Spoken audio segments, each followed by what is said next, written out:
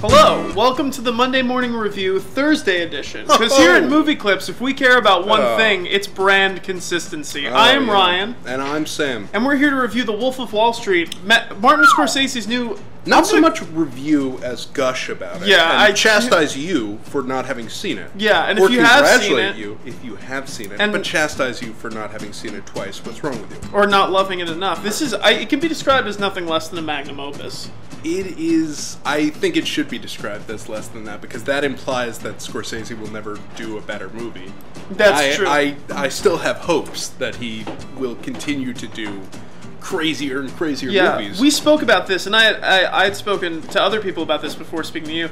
At 71 years old, the man has managed to make one of the most energetic, alive movies I've seen in years. And he consistently does that. If you look at The Departed, which was 7 years ago now, in his 60s he made a movie... A younger... No, but even then, in Martin his 60s, Scorsese. he's making movies that have the energy that young men can't even compete with. And honestly, I think there must be some kind of record here in terms of drug use and sex as referenced, as plotted against age of director. You know, this is probably, there's more sex and more drugs in this than in Filth or in, Bronson or any of these sort of young, tough movies. And ironically, also more comedy and high art. It's a real mishmash of things, and kind of incredible. Just because we're going to be talking about Scorsese so much, I don't want to overlook how brilliant, this is a brilliantly written movie. Terrence Winter, who did Boardwalk Empire, he wrote it, and it is an amazing screenplay. Even the actors have been talking about how great, what a document it was to work off of. So I just want to give a shout out there. But I mean, Scorsese always... You broke T-Win? Scorsese, I mean, every time he's making a movie, he's the topic of conversation. Oh yeah, there's something about the idea of a guy that age who has not... You look at all the directors he sort of came of age with. He's a little bit older than Spielberg. A lot of the guys he was working alongside of have kind of burned out, or they do different movies, or they repeat themselves over and over. And this is a guy who still, every movie he does is some insane stylistic change up from everything he's ever done before. Yeah, while simultaneously feeling signature him, which is amazing. I think that the best example of someone who was a flash in the pan is someone that he's actually good friends with, which is Brian De Palma. I was gonna say De Palma. These guys who does movies, but they're a young filmmaker imitating Brian De Palma. These guys who had insane amounts of talent early on and kind of like flashed in the pan and then kind of stopped being so interesting. Scorsese has consistently kept up and made these movies that are amazingly artistic and push the envelope while being commercially viable, which is actually incredible. It is possible that he did so many drugs in the mid to late 70s to early 80s that it has kept him moving at that pace. The forward momentum has not let up. But let's talk about the actual movie. I don't know there's that much to talk about. It's so plotless, kind of. There's not a lot of... I heard... There's not... At some point, DiCaprio is explaining the nature of some of his financial crimes, and he just turns to the camera and says, explains, forget about it. You know what? You don't need to know this. You get that it's a criminal action, and that's enough. The movie takes so many interesting risks in terms of, the audience is not there to watch the progression. We know Jordan Belfort goes to jail for not a very long time at the end of the movie. It's just about sort of marinating in the weird, personalities that he surrounds himself with. And what personalities they are. I mean, Leonardo DiCaprio is brilliant. He's in almost every frame of the movie.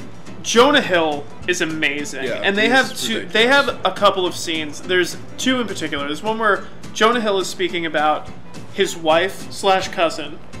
That I cannot remember the last time I've laughed so hard in a movie.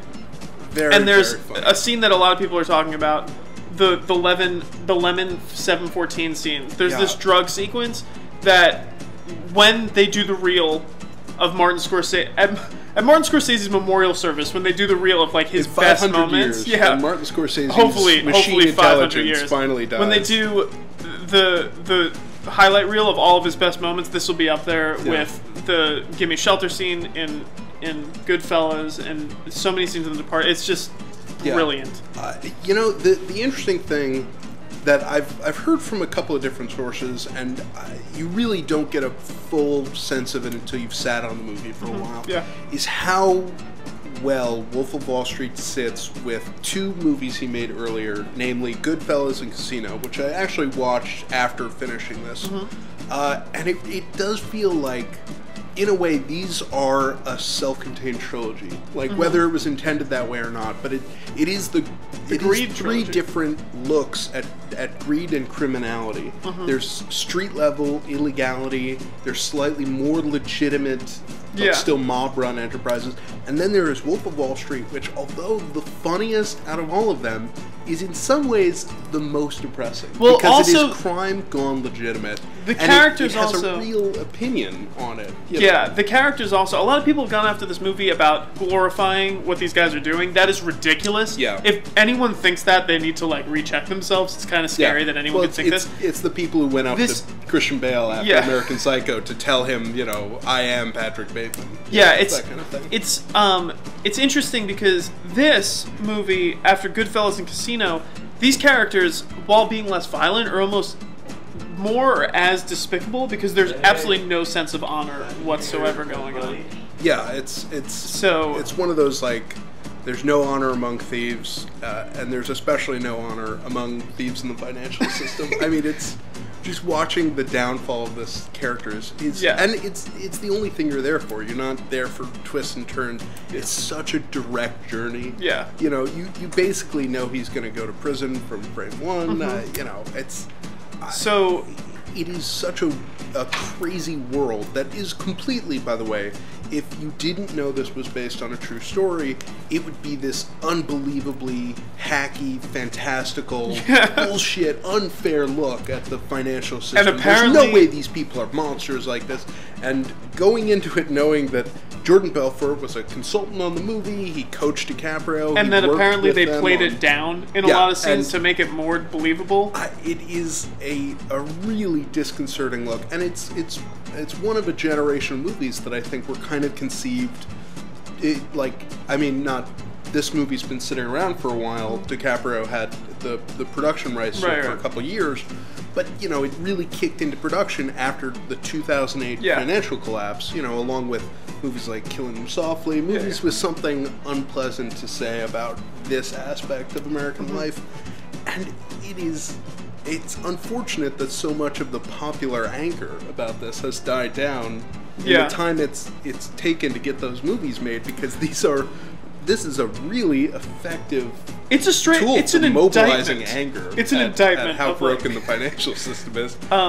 Just in closing, we want to keep it kind of, you know, we don't want to get too out of hand. We could go on it. We could talk for hours about how great this movie is. Go see it. I just want to say, this is news to no one, but the collaboration between Martin Scorsese and his editor Thelma Schoonmaker is one of the most exciting, ongoing collaborations I've ever seen. And I think that, like, again, hopefully in 500 years, when they're both gone, this will be remembered as like one of the most important collaborations, because the energy that exists in his movies is all because of the editing. And, like, I mean, obviously the camera work, but like the way that they put these movies together has so much to do with, like, the signature Scorsese style. Yeah, and it's really, really exciting to see two people who are well into their 70s experimenting so much with form like this. Yeah, definitely.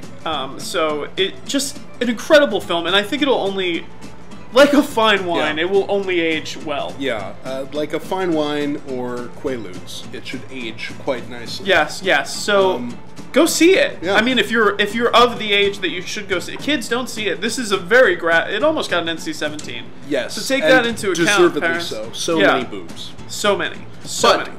That having been said, I mean, an amazing movie, very worth seeing. Yes, absolutely. Really has a stance. It enough. Really has a moral stance, and it goes for it. So, well, we recommend it. Let's go snort coke and wrestle in money. That's exactly what I was planning on doing anyway, Sam. You didn't have to tell me twice. Until next time, I'm Ryan. I'm Sam. Thank you for watching.